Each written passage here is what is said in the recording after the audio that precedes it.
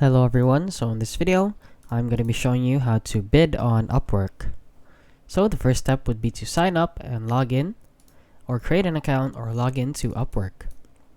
Then complete the profile, add your skills, portfolio, photo, and completing the bio and a compelling bio. Next is to find a job.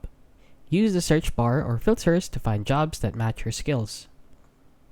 Read the job details. Then carefully read the job description and client requirements. Then click Submit a Proposal, found at the top right part of the post.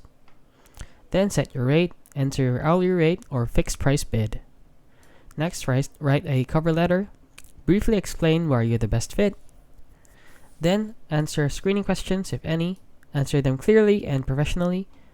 Next is to attach work samples, upload relevant files in their bio or link. So for example, you're a photographer, you should upload your photos to the site, to their portfolio. And then lastly is submit a proposal. Review everything, then click submit. And that is basically it. So if you found this video helpful, please consider liking and subscribing.